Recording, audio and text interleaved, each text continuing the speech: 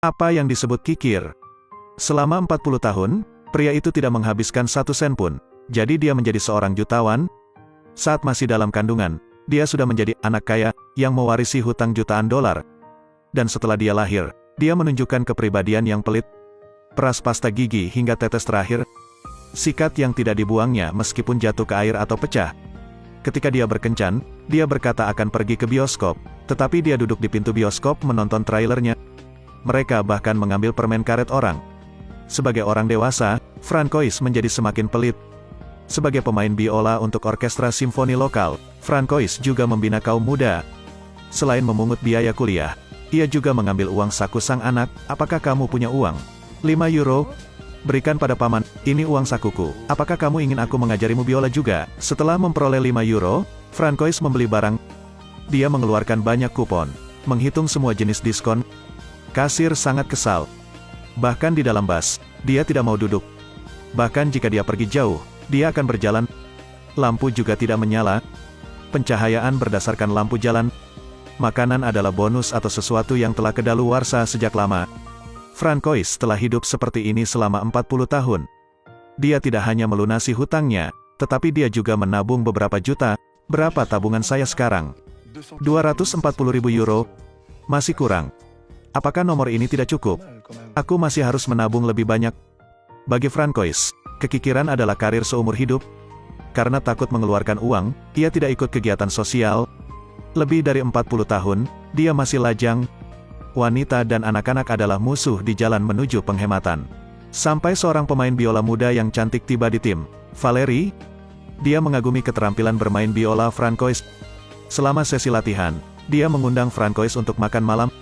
Tapi Francois kabur. Karena makan di luar berarti menghabiskan uang. Tapi atas desakan Remy, Francois tergerak. Lagi pula, setelah melajang selama bertahun-tahun, dia harus mencobanya. Jadi Francois mencoba berkencan dengan Valerie. Namun, ia tetap punya cara agar tak perlu mengeluarkan uang sepeser pun. Dia pergi mencari orang tua siswa untuk membuka toko sarapan. Dia mengatakan berhenti mengajar jika mereka tidak memberi mereka makan malam gratis. Keesokan harinya, dia membawa Valerie ke toko. Katanya dia alergi tepung dan telur. Dia tidak bisa makan di sini. Dia menyarankan pergi ke restoran makanan laut Italia. Francois berdiri dengan semua bulunya. Italia? Bagaimana dengan makanan laut? Dia alergi menabung. Ya, benar saja. Setelah sampai di restoran, harga setiap hidangan di menu membuat Francois resah. Apakah kamu punya siput? Oke, sepiring siput. Sepiring utuh, terlalu banyak.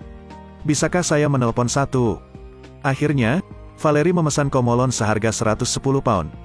Dan Francois tidak menelpon sama sekali. Sepanjang hari dia hanya makan sepotong roti. Saat membayar, Francois melihat harganya dan langsung membeku. Dia tidak pernah menghabiskan begitu banyak uang. Dia menancapkan garpu ke pangkuan pegawai itu, memasukkan uang itu ke dalam mulut Valerie. Kemudian dia mengambil kapak dan mendobrak pintu hingga terbuka. Tentu saja, ini hanya imajinasi Francois. Bagaimanapun, dia adalah pria terhormat. Bahkan jika Anda bersembunyi, Anda harus pintar. Francois bersembunyi di toilet. Melihat hidran kebakaran, dia segera mendapat ide. Dia menciptakan adegan api palsu, berhasil memakan makanan gratis. Francois tetap teguh pada tekadnya untuk melajang. Karena pacaran itu mahal, gadis lain yang lebih muda datang ke rumahnya. Dia mengaku sebagai putri Francois.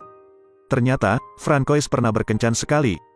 Karena menyesali uang untuk membeli hadiah ulang tahun, sebelum ulang tahun pihak lain, dia putus. Saat itu, pihak lain sedang mengandung anaknya. Carole berkata, tahun itu setelah putus, dia membesarkan putri sulungnya sendirian. Agar tidak kehilangan sosok ayahnya, dia berbohong bahwa Francois adalah seorang dermawan. Ia pelit karena uang yang ia tabung digunakan untuk membantu anak-anak yang kurang mampu. Dia memohon Francois untuk tidak menghancurkan ilusi putrinya. Francois tidak mau mengadopsinya. Membesarkan anak perempuan sangat mahal. Dia tidak rela tinggal bersama Laura. Tetapi ketika Laura menawarkan untuk membayar sewa, 120 euro, 140, uang benar-benar maha kuasa. Semuanya butuh uang. Laura tahu ayah pelit, tapi menurutnya itu tidak mungkin. Lagi pula, sejauh mana seorang pria bisa pelit? Laura hendak mandi. Dindingnya ditutupi dengan catatan tempel. Isinya adalah memberitahu Laura untuk menghemat air. Anda tidak bisa mencuci rambut setiap hari. Air yang tersisa harus dibiarkan menyirami bunga. Batas waktu untuk mandi adalah 2 menit. Tapi Laura tidak peduli. 2 menit belum sempat cuci muka. Suhu di kamar mandi dideteksi oleh Francois. Pertama, dia mematikan lampu, lalu masuk untuk melihat nomor air. Melihat meteran air berjalan sangat cepat, Francois memutuskan untuk mematikan pemanas air. Haha. Fomi Laura keluar.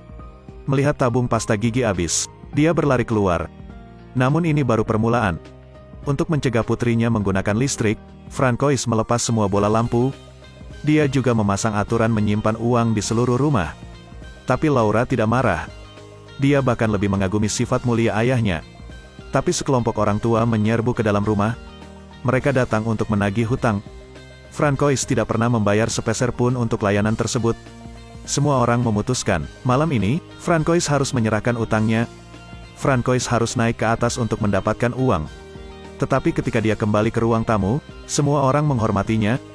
Mereka mengatakan dia melakukan perbuatan baik dan tidak memberitahu siapapun. Ternyata Laura tidak tahan orang mengolok-olok ayahnya. Jadi dia memberitahu mereka bahwa ayahnya sedang membantu anak-anak yang membutuhkan di Meksiko. Sikap semua orang berubah 180 derajat. Mereka tidak menagih utangnya. Ketika dia punya uang, bayarlah. Francois melihat semua orang pergi. Setelah menutup pintu, dia mematikan semua lampu. Laura memberitahu Francois tentang masa kecilnya. Sejak kecil, dia mengagumi ayahnya. Dia menganggap ayahnya sebagai kebanggaan. Francois agak malu. Tapi dia juga tidak mengatakan apa-apa. Kisahnya membantu anak-anak miskin menyebar ke seluruh desa. Seseorang yang dulu mengutuknya, kini memujinya. Orang tua ini memberinya sebuah mobil dan juga membantu memperbaiki pintunya. Bahkan pekerjaan orang tua, Francois bahkan tidak mau repot-repot mengabaikannya. Bisakah kamu dengan nyaman naik ke atap? Ubinnya perlu diganti, tapi aku takut jatuh. Berkat Laura, hubungan Francois dengan para tetangga juga membaik. Namun yang terjadi selanjutnya membuat Francois putus asa. Selama konser, pemain biola di kursi depan mempercepat, membuat kondektur bingung harus berbuat apa. Dia tidak punya waktu untuk memerintah semua orang. Karena kecepatan Francois, semua harus dipercepat. Paduan suara itu berdurasi 12 menit, sekarang hanya dalam 4 menit. Francois melakukannya karena hartanya terancam serius. Ternyata, tetangga menarik semua orang untuk meminta bantuan. Laura menghibur mereka. Dia juga menemukan uang tersembunyi Francois, dibagikan. Francois langsung tidak sabar. Setelah selesai, dia membawa pulang mobil Valerie. Saat dia membuka pintu, tekanan darahnya melonjak. Lampu dinyalakan. Ini semua adalah uang. Apa yang sedang terjadi? Melihat sekelompok anak membuat kekacauan di rumah, hati Francois berderak. Kakinya lemas, Keesokan harinya, dia menemukan Valerie di sisinya merawatnya. Dia datang ke sini, berharap untuk bergabung dengan malam amal yang dia selenggarakan. Melihat dia harus membayar, Francois menarik tangannya.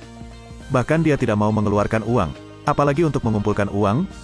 Tapi tidak tahan bujukan Valerie, Francois tetap membawa putrinya ke malam amal. Ia juga dipaksa menjadi pembicara. Dia menceritakan kisah tentang pekerjaan amalnya. Francois tahu itu semua bohong. Tapi semakin dia berbicara, semakin dia menangis. Mungkin dia tersentuh. Tapi mungkin lebih karena sakitnya kehilangan uang. Saya ingin menyumbang. Cek senilai 3.000 euro. Dengan sorak-sorai, Francois menandatangani nota sumbangan sebesar 3.000 euro. Dia mengimbau semua orang untuk berdonasi. Bisakah Francois memiliki kebaikan seperti itu? Namun, dia pergi ke kamar mandi dan merobek cek itu. Namun sayangnya, puing-puing itu diambil oleh Laura. Pada titik ini, dia akhirnya mengerti. Ternyata ayahnya sama sekali bukan seorang dermawan, melainkan seorang kikir. Laura tidak bisa menerima kenyataan ini, jadi dia pergi. Putrinya tidak terlihat, jadi Francois juga tidak sabar. Setelah beberapa saat, dia juga terbiasa dengan gadis itu. Dia menemukan Laura di rumah sakit. Saat ini, dia sedang melakukan kemoterapi. Ternyata dia menderita penyakit ginjal yang serius. Tidak banyak waktu tersisa untuknya. Itu sebabnya dia pergi menemui Francois. Dia berharap dia bisa merasakan hubungan ayah anak. Francois menghadapkan Carole. Mengapa Anda tidak memberitahu saya lebih awal? Tapi kata Carole, jika dia memberitahunya saat itu, Dia tidak akan percaya dan meragukan motifnya untuk datang kepadanya.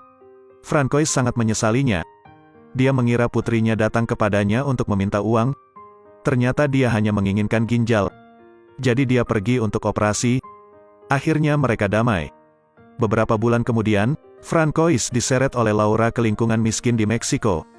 Mereka di sini untuk menyumbang, melakukan setiap hal yang mereka katakan berlebihan. Film berakhir. Ikuti saya untuk film hebat lainnya. Selamat tinggal dan sampai jumpa lagi.